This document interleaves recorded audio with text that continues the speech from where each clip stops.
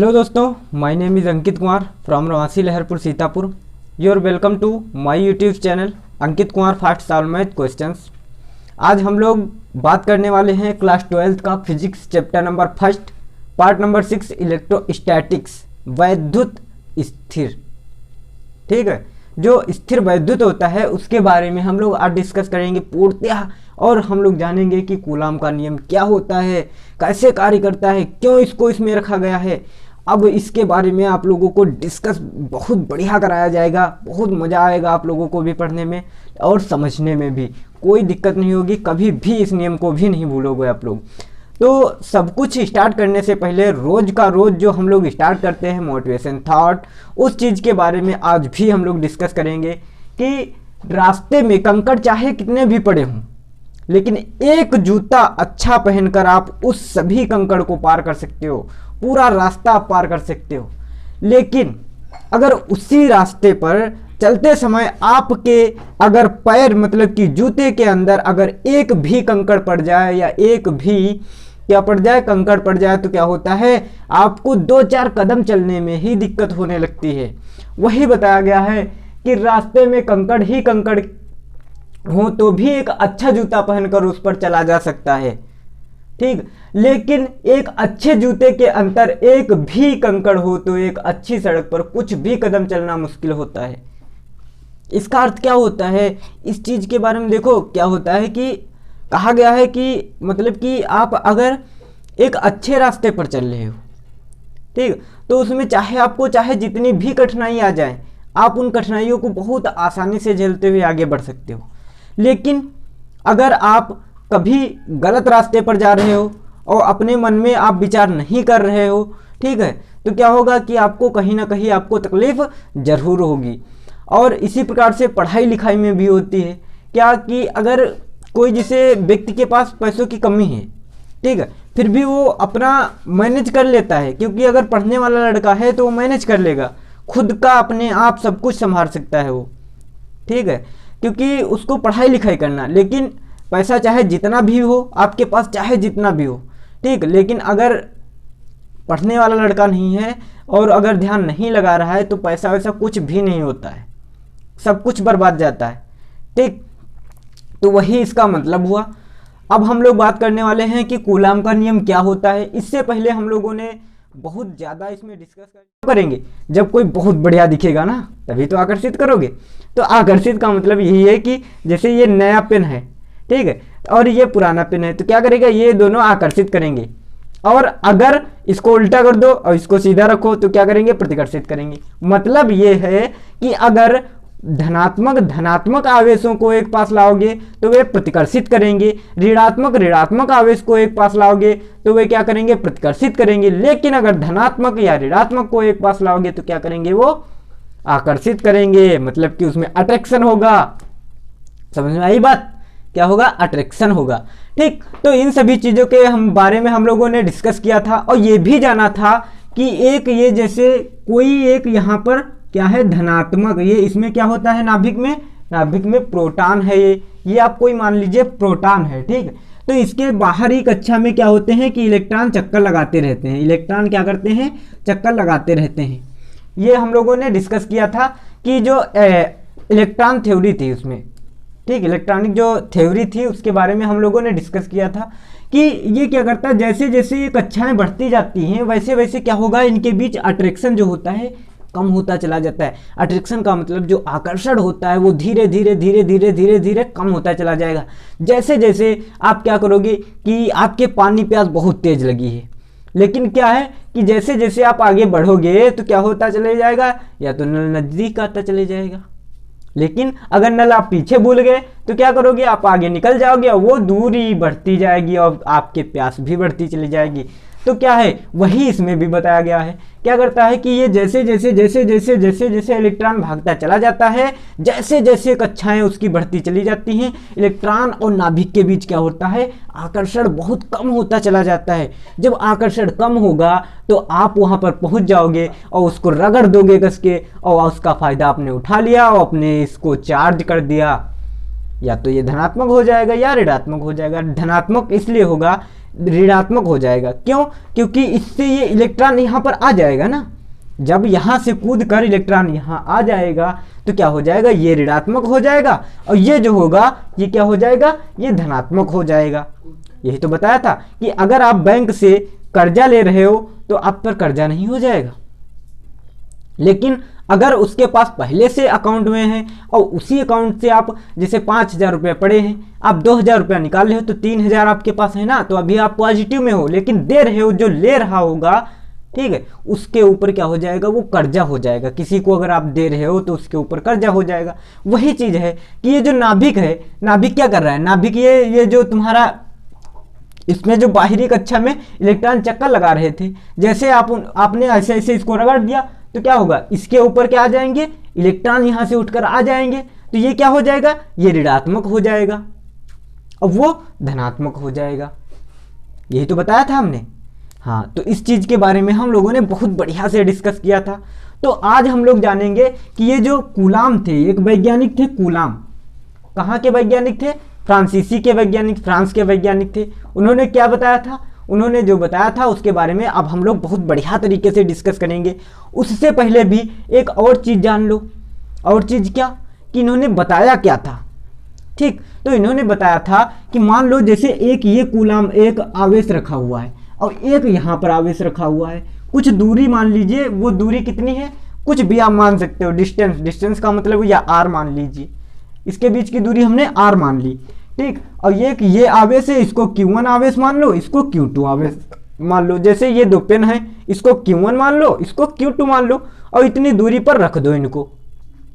तो क्योंकि ये चूंकि आवेश हैं, तो दो आवेशों को जब एक पास लाओगे तो क्या होगा, या तो आकर्षण उनके बीच होगा या प्रतिकर्षण होगा, यही तो होगा। तो इन्होंने बताया था कि ये जो दो आवेश हैं, ठीक है, इनके बीच की दूरी अगर r है तो इनके बीच जो लगने वाला जो आकर्षण या प्रतिकर्षण बल होगा, आकर्षण या प्रतिकर्षण बल को हम कहते हैं स्थिर वैद्युत बल। इनके बीच जो लगने वाला आकर्षण या प्रतिकर्षण बल होगा वो क्या होगा, ये क्यों और ये क्यों, इनके गुणनफल के समानुपाती या अनुक्रमानुपाती, तथा इनके जो बीच की दूरी है ये r माना है, इसके वर्ग के व्युत्क्रमानुपाती होता है। यही इन्होंने बताया था। क्या क्या बताया था, समझ में नहीं आया होगा, एक बार फिर से बता दे रहा हूं। देखो क्या है, जैसे ये आवेश हैं दो, ठीक है, तो इनके और इनके आवेशों के बीच की दूरी ये कितनी है, ये वाली दूरी आप मान लीजिए कि r है।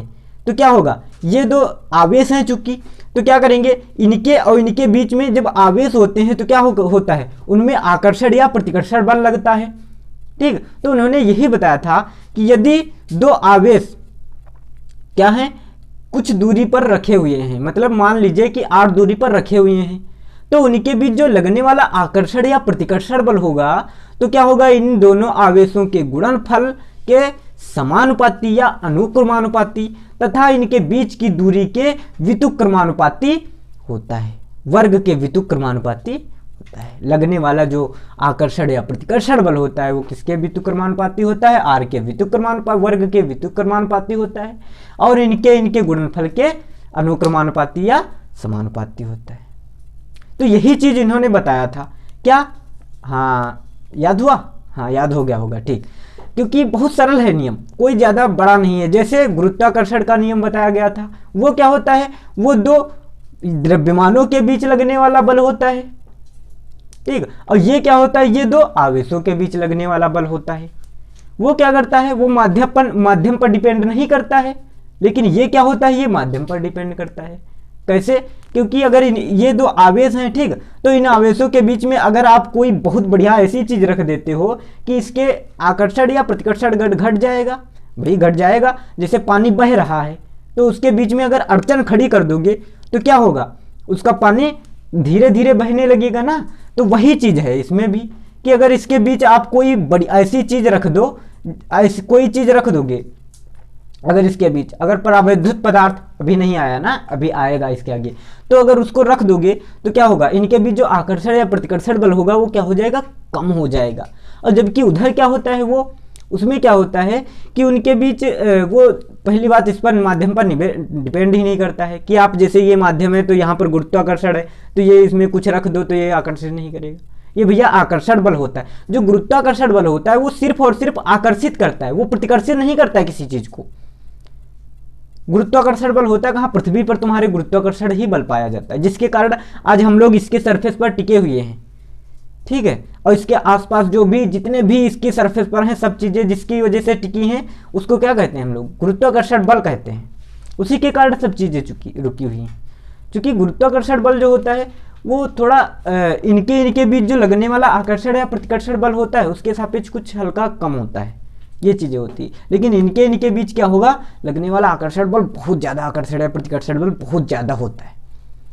तो वो जो गुरुत्वाकर्षण का नियम है वो है बिल्कुल ही सेम है, बताया तो कि वो भी केंद्रीय बल है, ये भी इस पर डिपेंड कर रहा है, ठीक। तो क्या होता है, अब हम लोग किसके बारे में जानेंगे, अब हम लोग जानेंगे कि आवेश का नियम क्या था। आवेश का नियम के बारे में हम लोग बहुत बढ़िया से डिस्कस करेंगे। क्या होता है आवेश का नियम, वो चीज एक बार हमने बहुत बढ़िया बताया था कि आवेश क्या था। आवेश को Q बराबर IT से आप लोगों ने जाना था, Q बराबर IT, इसके बारे में हम लोगों ने जाना था कि जो ये तुम्हारा आवेश, आवेश का मात्रक होता है कूलाम। अब कूलाम तो यहाँ पर आ गया, तो सर कूलाम का नियम, ये भी कोई नियम, हाँ है नियम। ये तो नियम आपने कूलाम की परिभाषा पढ़ी थी, लेकिन अब जानोगे आप लोग कूलाम का नियम। अब देखो कूलाम का नियम क्या होता है, इसके बारे में बहुत बढ़िया आप लोगों को डिस्कस कराया जाएगा। देखो क्या होता है कूलाम का नियम, आप लोग हेडिंग डाल लीजिए, ठीक। कूलाम क्या बताया था कूलाम ने, इन्होंने बताया था कि ये दो मान लीजिए आवेश रखे हुए हैं और इनके बीच की दूरी कितनी है, r है। ये कहाँ रखे हुए हैं, वायु में रखे हैं या निर्वात में रखे हुए हैं, ठीक। तो कह रहे थे कि इनके बीच जो लगने वाला बल होगा, कौन सा बल होता है, आकर्षण या प्रतिकर्षण बल होता है। आकर्षण या प्रतिकर्षण बल को क्या कहोगे, उसको कहोगे वैद्युत, स्थिर वैद्युत बल, ठीक। तो इन्होंने बताया था कि इनके बीच लगने वाला आकर्षण या प्रतिकर्षण बल किसके समानुपाती होता है, इन दोनों आवेशों के गुणनफल के समानुपाती और इनके बीच की दूरी के वर्ग के व्युत्क्रमानुपाती होता है। क्या बताया था इन्होंने, देखो इस तरफ आप बहुत नीचे से अच्छी तरह से समझ जाओगे कि इस नियम के अनुसार कूलाम ने बताया कि क्या, इस नियम के अनुसार कूलाम ने बताया कि वायु या निर्वात में स्थित दो स्थिर वैद्युत आवेशों के बीच लगने वाला आकर्षण या प्रतिकर्षण बल कौन सा, इन दोनों आवेशों के बीच लगने वाला कौन सा बल, आकर्षण या प्रतिकर्षण बल, कौन सा, आकर्षण या प्रतिकर्षण बल, प्रतिकर्षण बल, ठीक। इन दोनों आवेशों के बीच लगने वाला आकर्षण या प्रतिकर्षण बल, इनके ये जो हैं, ये दो आवेश जो हैं, इन आवेशों के गुणनफल के, गुणनफल, ठीक है, इन दोनों आवेशों के गुणनफल के समानुपाती, क्या, इन दोनों आवेशों के गुणनफल के समानुपाती और इन दोनों आवेशों के गुणनफल के समानुपाती, क्या चीज, जो इनके इन दोनों आवेशों के बीच लगने वाला आकर्षण या प्रतिकर्षण बल इन दोनों आवेशों के गुणनफल के समानुपाती और इनके बीच जो ये दूरी मानी है आपने, इनके बीच की दूरी के वर्ग के व्युत्क्रमानुपाती होता है। इनके बीच की दूरी के वर्ग के व्युत्क्रमानुपाती होता है।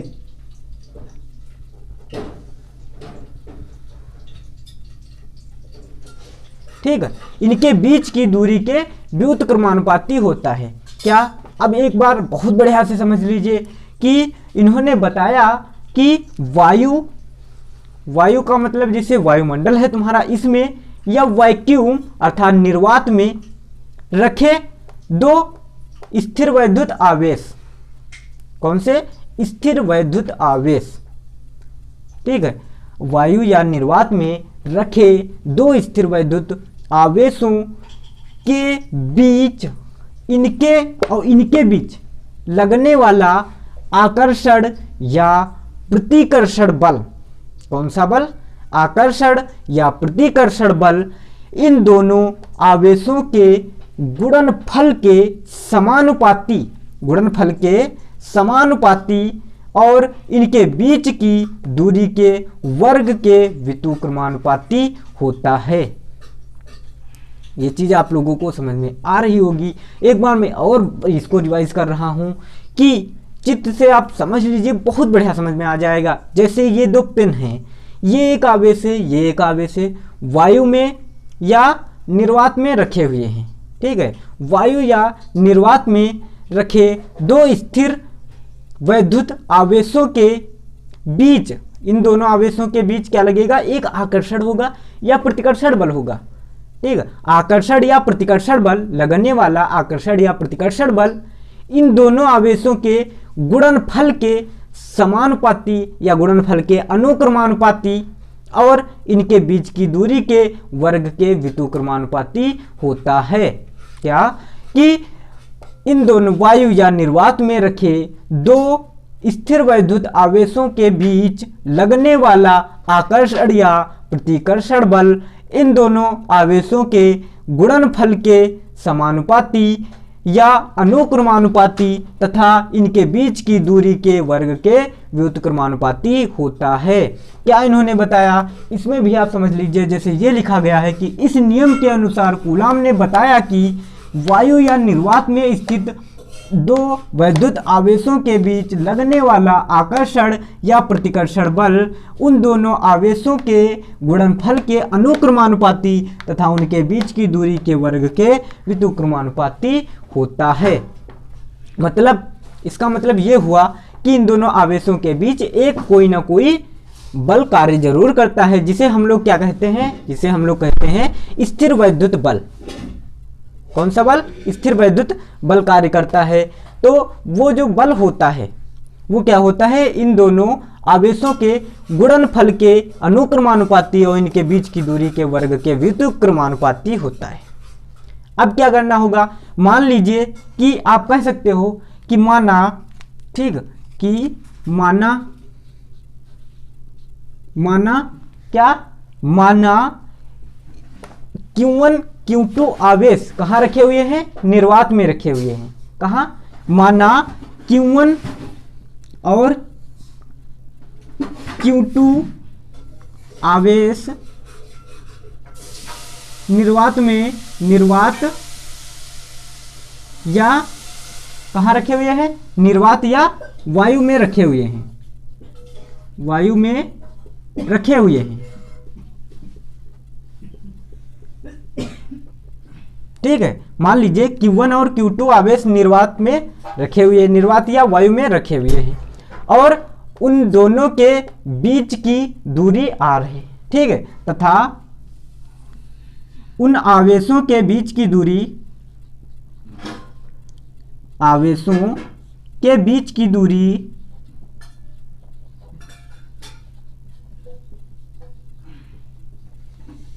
r है। क्या? कि इन दोनों आवेशों के बीच की दूरी कितनी है? इन दोनों आवेशों के बीच की दूरी r है, ठीक। तो क्या होगा? क्या कि माना Q1 और Q2 आवेश निर्वात या वायु में रखे हुए हैं, ठीक, और तथा उन आवेशों के बीच की दूरी कितनी है? r है। और तब उनके बीच लगने वाला आकर्षण या प्रतिकर्षण बल या स्थिर वैद्युत बल कितना? F बराबर Q1 Q2 अपान r स्क्वायर। क्या? F बराबर Q1 Q2 अपान r स्क्वायर। Q1 Q2 क्या हुआ? Q1 Q2 मतलब कि उन दोनों आवेशों के गुणनफल और इनके बीच की जो दूरी थी r, इसके वर्ग के व्युत्क्रमानुपाती होता है। यही तो बताया गया था। क्या? कि F बराबर जो इनके बीच लगने वाला आकर्षण या प्रतिकर्षण बल या वैद्युत स्थिर वैद्युत बल क्या होता है? F directly proportional to Q1 Q2 and directly proportional to 1 upon r square.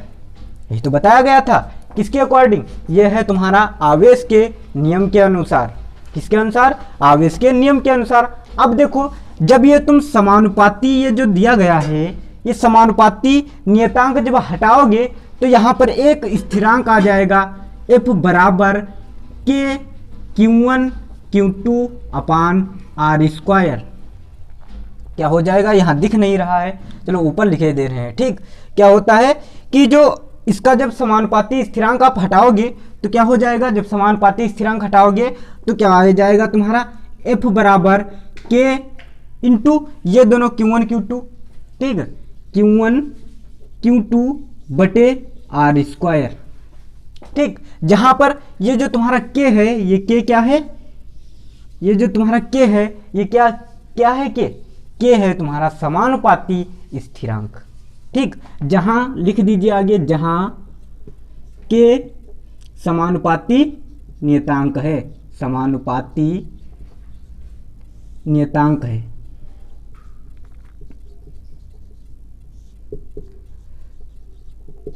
ठीक, क्या है? के समानुपाती नियतांक है। अच्छा, तो के तुम्हारा समानुपाती नियतांक है। ठीक है, नियतांक, नियत अंक क्या है? नियत अंक है, मतलब नियतांक का मतलब नियत अंक है। अच्छा, तो वो अंक है जब, तो उसकी वैल्यू क्या होती है? हाँ, अब पॉइंट पर आए हो। तो इसकी वैल्यू क्या होगी? इसकी वैल्यू होती है 9.0 इंटू 10⁻9। कितनी होती है? 9.0 इंटू 10⁻9 न्यूटन मीटर स्क्वायर प्रति कूलाम स्क्वायर। क्या होती है? के की वैल्यू क्या होती है? के बराबर 9.0 into 10⁻9 newton metre square, newton metre square प्रति कूलाम स्क्वायर। क्या आया समझ में? कैसे आ गया ये सब? कहाँ से वैल्यू आई? ये सर समझ में नहीं आई हमारे कि वैल्यू आपने कहाँ से रख दी। कोई बात नहीं, बस आप स्क्रीनशॉट इसका लीजिए, अभी इसकी वैल्यू भी आप फाइंड कर लीजिए। ठीक, तो स्क्रीनशॉट जल्दी जल्दी आप लोगों को लेना है। 1 2 3 हो गया होगा। ठीक, तो क्या करना है कि F बराबर के इंटू Q1 Q2 अपान आर स्क्वायर। ये आप लोगों को बहुत बढ़िया समझ में आ गया होगा। ये जितना भी समझाया गया है, एक बार मैं बहुत जल्दी जल्दी इसका रिवाइज कराए दे रहा हूँ। ठीक, कि क्या बताया था इन्होंने, जो कूलाम थे उन्होंने क्या बताया? उन्होंने बताया कि इस नियम के अनुसार कूलाम ने बताया कि वायु या निर्वात में, वायु या निर्वात में, कहाँ पर? वायु या निर्वात। निर्वात का मतलब होता है वैक्यूम, जहां पर क्या हो? वायु ना हो। ठीक, तो कह रहे हैं कि वायु या निर्वात में स्थित दो स्थिर वैद्युत आवेशों के बीच लगने वाला आकर्षण या प्रतिकर्षण बल उन दोनों आवेशों के गुणनफल के अनुक्रमानुपाती तथा उनके बीच की दूरी के व्युत्क्रमानुपाती होता है। वर्ग के बीच की दूरी के वर्ग के व्युत्क्रमानुपाती होता है। तो मान लीजिए आप कि माना Q1 और Q2 आवेश निर्वात या वायु में रखे हुए हैं। Q1 और Q2 आवेश क्या हैं? Q1 और Q2 आवेश कहाँ रखे हुए हैं? निर्वात या वायु में रखे हुए हैं, तथा उन आवेशों के बीच की दूरी r है। और इन आवेशों के बीच की दूरी कितनी है? r है। ठीक, r यार, r का मतलब यार का मतलब r का मतलब हो गया दूरी तुम्हारी। ठीक, तो क्या कहोगे? इनके बीच की दूरी r है, तो उनके बीच लगने वाला आकर्षण या प्रतिकर्षण बल F बराबर क्या हो जाएगा? F directly proportional to Q1 and Q2 और F directly proportional to 1 upon R square. देखो अब क्या होता है, जो अब एक चीज समझ लो पॉइंट, कि F जो होता है तुम्हारा, F लगने वाला जो बल होता है वो डायरेक्टली प्रोपोर्शनल टू होता है Q1 और Q2 के। किसके? Directly, F directly proportional to Q1 Q2, मतलब कि समानुपाती अनुक्रमानुपाती या समानुपाती होता है Q1 और Q2, मतलब कि इन दोनों आवेशों के गुणनफल के समानुपाती। और F क्या होता है? Directly proportional to 1 upon R square. 1 upon R square इनके बीच की दूरी के वर्ग के व्युत्क्रमानुपाती होता है, जो इनके बीच लगने वाला आकर्षण बल होता है। अरे सर जी, एक चीज बहुत बढ़िया याद आ गई। हाँ, क्या याद आ गई? बहुत बढ़िया, कि सर जिसका ये वर्ग आ जाता है और व्युत्क्रम में वर्ग होता है, वो तो होता है व्युत्क्रम वर्ग का पालन करना। हाँ, बहुत बढ़िया। तो क्या होता है, देखो ये क्या होता है, ये जो इनका नियम है ये क्या करता है, व्युत्क्रम वर्ग के नियम का पालन करता है। मतलब कि इनके बीच जो लगने वाला आकर्षण या प्रतिकर्षण बल होता है वो क्या होता है, 1/r², directly proportional to 1/r²। इसका मतलब r² का मतलब हुआ ये व्युत्क्रम वर्ग के नियम का पालन कर रहा है। ठीक, तो ये क्या करता है, ये व्युत्क्रम वर्ग के नियम का पालन करता है। और अब जैसे ये जो तुम्हारा के दिया गया है, क्या आप इस के को कुछ और लिख सकते हो? ठीक, तो के बराबर क्या होता है तुम्हारा, तो के बराबर आप कह सकते हो 1/4πε0। क्या, 1/4πε0। ये क्या हुआ, ये के का मान होता है। किसका मान होता है, ये के का मान होता है। तो आप अगर इस फार्मूले में के का मान अगर आप यहां पर रख दें तो क्या प्राप्त होगा आपको, तो प्राप्त होगा लगने वाला बल जो होगा F 1/4πε0। ठीक, के ε0 के किसके, Q1 Q2/r², Q1 Q2/r²। ऐसे आप इस फॉर्म में इसको लिख सकते हैं।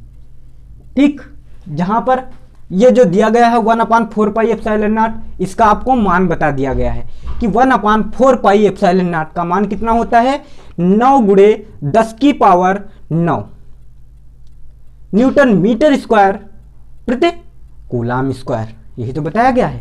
ठीक, अगर आप इसका उल्टा लिखो 1/4πε0, सर ये जो आपने मान निकाला है के का, ये मान कैसे निकलता है, ये कहाँ से आ जाता है, तो ये चीज़ें अब हम लोग डिस्कस करेंगे अगली वीडियो में।